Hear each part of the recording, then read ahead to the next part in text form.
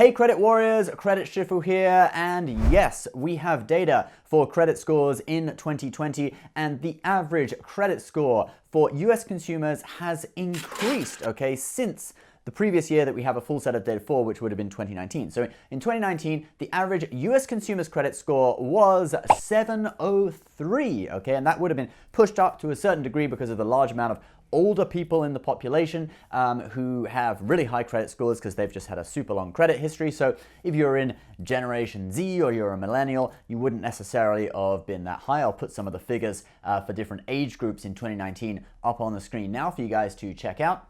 But crazily, after the coronavirus pandemic of 2020 and all the lockdowns and all the crazy things that happened, the average US credit score has actually increased.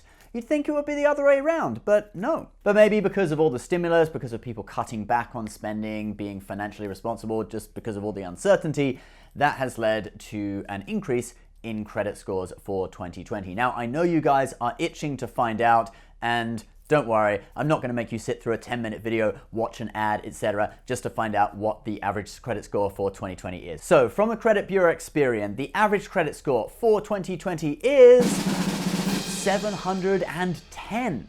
And that is an increase of 7 points from 2019, and that's the largest annual increase in a whole decade. Now, credit scores have actually increased for all age groups, with millennials seeing the largest increase, an increase on average of 11 points. Although to be fair, if you're a boomer or the silent generation, which increased by as little as 1 point, when you're already at 757, it's hard to increase by that much because you're already so high. Now, in a moment, I'm going to tell you which states have the highest and which states have the lowest credit scores, so do stick around for that. But first of all, why did everyone's credit score increase? Well, Experian says that it is due to lower utilization and lower rates of delinquency.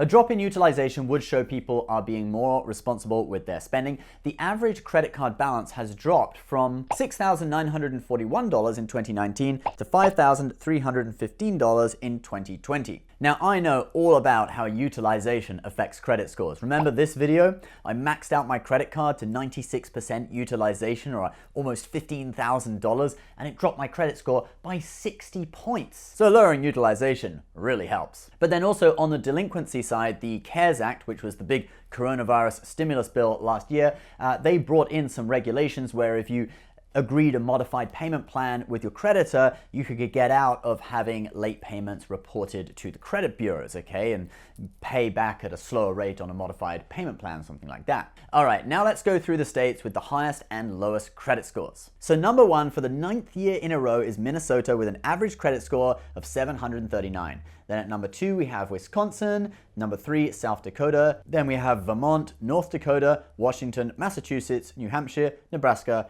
and finally Hawaii. And for the 10 states with the lowest credit scores in the United States, the number 1 state, the lowest credit score in the whole country is Mississippi, with an average credit score of 765.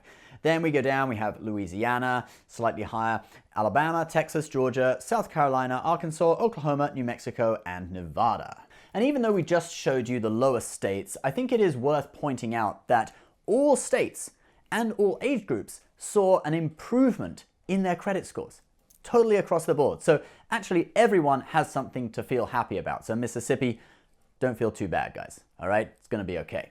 Then there are just a few final points from the report that I think people may find interesting.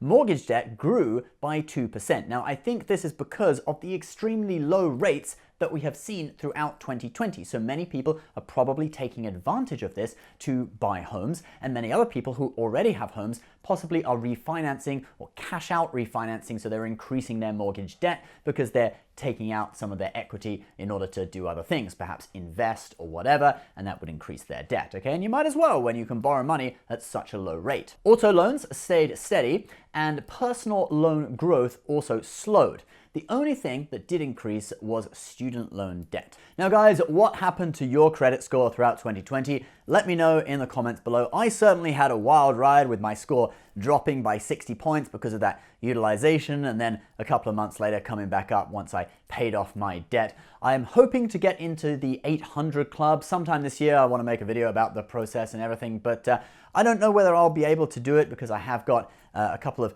credit card applications I want to do coming up, and also an application for a loan for a business project that I want to work on. So we'll see. I really do hope I can make it into the 800 Club and make a video about it for you guys. All right, leave your comments below. Please subscribe if you're new, and we'll see you next time. Bye-bye.